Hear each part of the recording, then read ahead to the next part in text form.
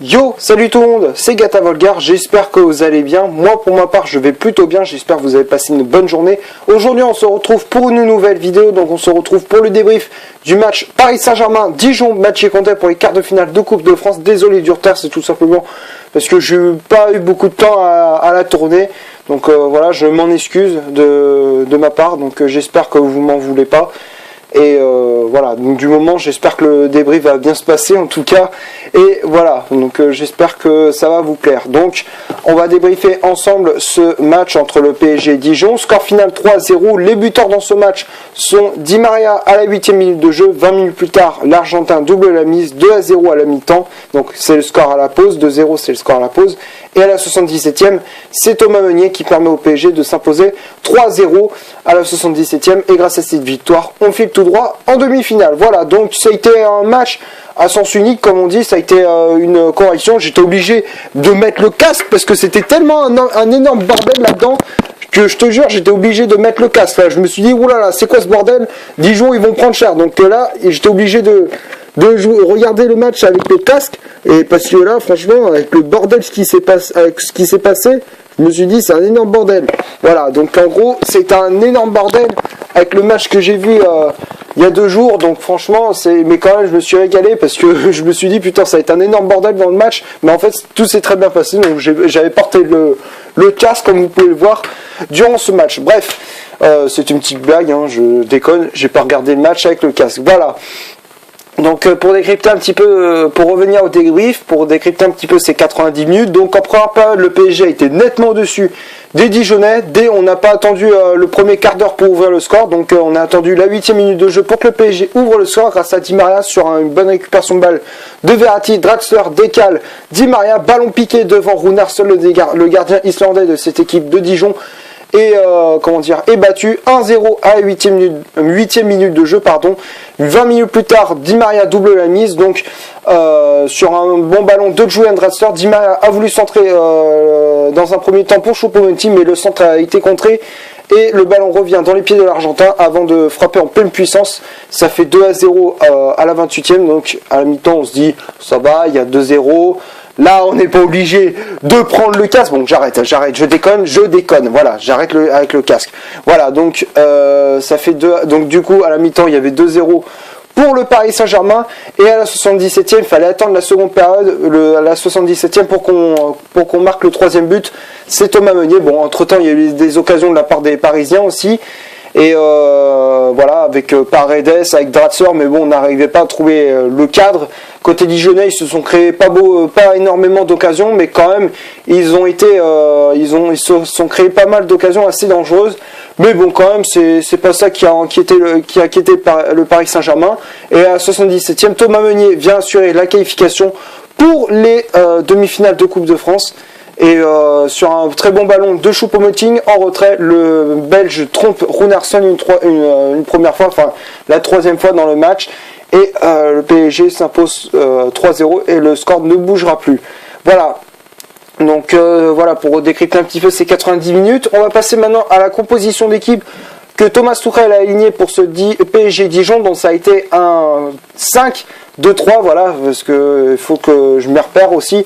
C'est un 5-2-3 avec Buffon dans les cages du Paris Saint-Germain. Les 3 défenseurs centraux du PSG sont Kehrer, Silva et Kimpembe. Meunier latéral droit, Bernat latéral gauche, Paredes et Verratti en poste de stopper, Draxler ailier gauche, Di Maria ailier droit, et en pointe de l'attaque du PSG c'était Eric Maxime Choupo-Moting à la place de Cavani laissé au repos. Bon voilà, donc ça a été un match où Tuchel il a fait tourner un petit peu l'effectif, il a laissé Marquinhos sur le banc, Neymar est toujours blessé, Cavani également, Mbappé il est laissé sur le banc, voilà, donc il a préféré souffler un petit peu les cadres et laisser un peu de temps de jeu aux autres qui n'en ont pas beaucoup. Voilà, après il y a eu les remplaçants qui étaient entrés en jeu, il y avait Nkunku qui était entré en jeu à la place de Draxler, Diaby à la place de Di Maria et Dagba à la place de Paredes. Voilà, donc globalement je suis satisfait de la prestation des Parisiens dans ce match, donc franchement il y a rien à dire, tout le monde a été au top, donc tout le monde a répondu présent. Voilà, donc je suis assez satisfait des choix de Tourelle. On va passer maintenant aux statistiques dans cette vidéo. Donc les statistiques sont nettement parisiennes. Voilà, donc les tirs, je vais commencer les statistiques par celles du Paris Saint-Germain. 24 tirs côté pour le PSG, Donc 12 cadrés, 71% de possession de balle pour les Parisiens, 816 passes au total, 91% de passes réussies pour les Parisiens, 12 fautes commises, 1 carton jaune, 0 carton rouge, 3 hors-jeu et 9 corners côté parisien. Côté dijonnais, c'était 15 tirs dont 3 cadrés, 29% de possession de balle, 332 passes au total, précision de passe, 84% de passes réussies, quoi. Après 9 fautes commises, 1 carton jaune, 0 carton rouge, 1 hors-jeu et 5 corners.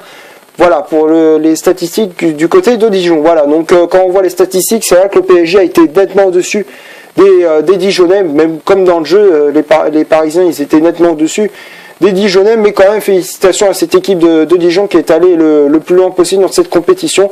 Et forcément avec leur entraîneur Tom Boiret qui a porté le club, le maillot quoi, dans les années 90.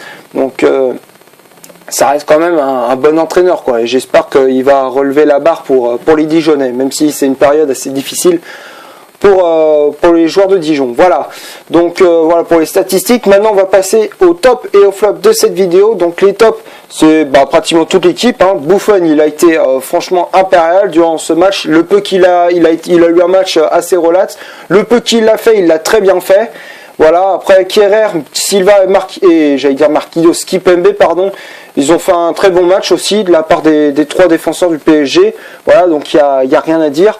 Bernat, il a fait un bon match aussi. Meunier, il a été buteur, donc franchement, il n'y a rien à dire sur ça. Et offensivement, il a été bon, défensivement également, tout comme Bernat. Après, Paredes et Verratti, les deux, ils étaient impériales. Franchement, ça fait un petit duo assez sympa à regarder déjà. Lors du match contre Nîmes, ils étaient assez intéressants. Et franchement, j'ai trouvé le duo assez intéressant. Donc franchement, c'est une bonne doublure pour Draxler.